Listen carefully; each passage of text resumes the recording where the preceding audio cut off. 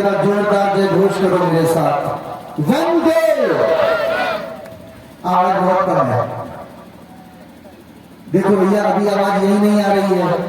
मैं तो चाहता हूं ताजपुरा के हिंदुओं आवाज ऐसी होनी चाहिए कि सामने वाली पार्टी की धड़कन रुक जाए। जरा जोरदार वंदे। अभी वर्ष का यह भव्य आयोजन जो विराट हिंदू सम्मेलन के रूप में भारत वर्ष के गांव गांव नगर नगर में आयोजित हो रहा है।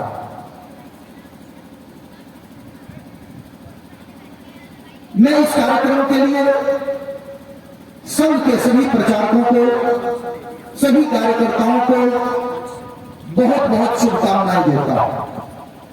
और ये मेरी शुभकामना केवल इसलिए नहीं कि संघ के 100 वर्ष पूर्ण हुए, ये शुभकामना वास्तव में इसलिए है कि संघ ने वो कार्य करके दिखाया है जो कार्य शायद कोई और कर ही नहीं सकता था।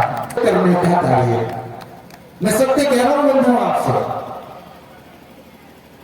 अगर संघ ना होता तो हिंदू कभी एक हो ही नहीं सकता था। हिंदुओं के अंदर उनका हिंदुत्व जगाया और 100 साल की मेहनत रंग लाई।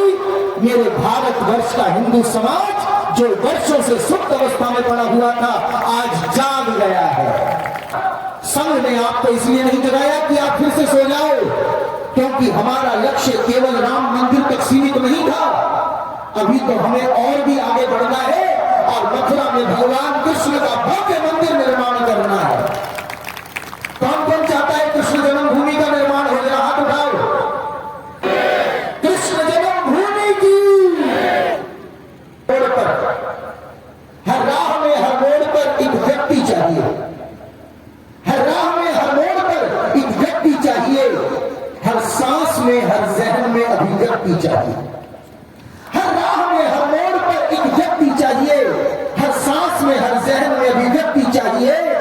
राम लला तो आ ही गए हैं अपने धाम में, अब तो कृष्ण जन्मभूमि की भी हमें मुक्ति चाहिए। अब तो कृष्ण जन्मभूमि की भी हमें मुक्ति चाहिए। हजारों मंदिरों को हिंदुओं हमने वापस प्राप्त करना है, क्योंकि हमारी धरोहर है। और जब तक हम इन मंदिरों को वापस प्राप्त नहीं कर लेंगे, अब हम हिंदू चैन की सांस लेने वाले नहीं है, चैन से बैठने वाले नहीं है। एक बन के रहना मेरे बंधुओं, जाति के भेदभाव में रखना नहीं। वो जाट, वो गुज्जर, वो ब्राह्मण, वो बनिया, वो सैनी, वो यादव, बिल्कुल नहीं। एक रहोगे तो सेफ रहोगे, और यदि जात पात में बटोगे तो आप सब जानते हैं फिर क्या होगा। बटोगे तो कटोगे। और आज मैं आपसे एक बात बता दूं, आप सब समझदार व्यक्ति यहां बैठे हैं। गीता में यह नहीं लिखा कि कोई जाति का भेदभाव होना चाहिए। भगवान श्री राम ने जाति का भेदभाव नहीं किया। प्रिय बंधुओं, अगर राम ने जाति का भेदभाव किया होता तो वो शबरी माता के जूठे पैरों का भोग नहीं लगाते। अगर राम ने जाति का भेदभाव किया होता तो वो गुरुराज निषाद को अपने हृदय से नहीं लगाते, केवट को अपना मित्र नहीं बनाते। पर भगवान ने शबरी के पैरों को खाया, गुरु को अपना मित्र बनाया, केवट को हृदय से लगाया। आपको ये प्रमाण दिया कि राम ने जाति का भेदभाव नहीं बनाया है। मेरी आदत है, मेरा शौक है, मैं उसके लिए क्षमा चाहता हूँ। और मैं आप लोगों के सामने ऐसे ऐसी विभूतियां हैं कि मैं दही पर काटने वाला आदमी हूँ, लेकिन मुझे बच्चों ने जबरदस्ती यहाँ बैठा दिया है। मैं महसूस करता हूँ कि मुझे सम्मानकीय मंच की बिल्कुल ऐसी अपेक्षा नहीं, ये आदर भाव मैं कर रहा हूँ। आप सभी का प्रबल आभार है जो आपने हमारा निवेदन स्वीकार किया है और हमें अपना अमूल्य समय दे करके हमारा उत्साह बढ़ा दिया है। आप सभी का बहुत बहुत धन्यवाद। और धन्यवाद के साथ साथ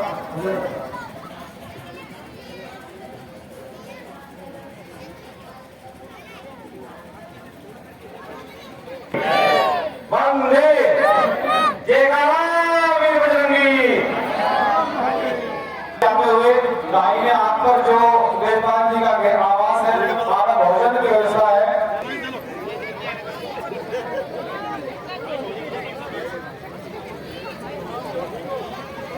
Bye.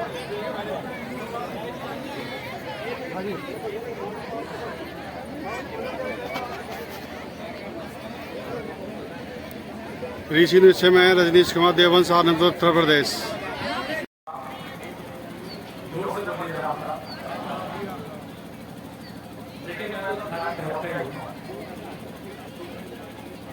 यहाँ भगोरेड़ा तक पेड़ा होगा तक मैंने खूब साइकिल चलाई।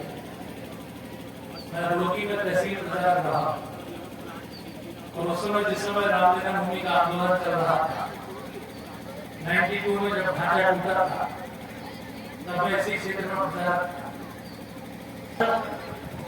जो द्वापर युग में इस वंश में दुष्यंत पुत्र भरत ने अपने वंश को आगे बढ़ाते हुए इसमें भीष्म पितामह हुए, इसमें कौरव पांडव हुए। ये पूरा बहुत ही ऐतिहासिक क्षेत्र की भूमि जिसके एक ओर गंगा जी और एक ओर यमुना जी, ऐसा एक दिव्य सहारनपुर मुजफ्फरनगर का। आप देखते हैं कि दुनिया में 2 करोड़ अंग्रेज माथे पर चंदन लगाकर और समस्त प्रकार के तामसी आहार को त्याग कर होले कृष्णा जप रहे। ये संस्कृति है, आप सब जानते हैं। जो सहारनपुर में भी सहविवाह प्रचारक रहे, मुजफ्फरनगर में जिन्होंने बहुत विराट हिंदू सम्मेलन करवाया था जिसमें पहली बार सन 1986 में श्री राम जन्मभूमि का प्रस्ताव पारित हुआ। इतनी राम भक्ति थी कि उस समय उत्तर प्रदेश सरकार के कैबिनेट मंत्री दाऊदयाल खन्ना उन्होंने स्वयं वो प्रस्ताव रखा, ये जानते हुए भी कि मुझे मंत्रिमंडल से हटा दिया जाएगा। हिमालय से लेकर समुद्र के बीच में रहने वाला जो समाज है, हिमालय का पहला अक्षर लीजिए ही और सिंधु का अंतिम अक्षर लीजिए आधाना और भू, दोनों को मिला के जो शब्द बना, हिमालय और सिंधु को मिलाकर अगर आप बटे 2 करेंगे तो शब्द बनेगा हिंदू। तो वो हिमालय से समुद्र के बीच में रहने वाला, ये पूरी धरती पर रहने वाला समाज जिसको आजकल आप अखंड भारत के नाम से जानते हैं, उसको हिंदू समाज कहा गया। इस भूमि को हिंदुस्तान कहा गया। दुनिया में सबसे ज्यादा पैसा चढ़ता है। आप थोड़ा साइड में बैठ जाइए तो उधर की माता को जाएंगे तो वहां भगवान विष्णु के दोनों ओर 2 देवियां खड़ी हैं, एक भूदेवी और एक श्रीदेवी। श्रीदेवी माने बपई वाली नहीं, श्रीदेवी माने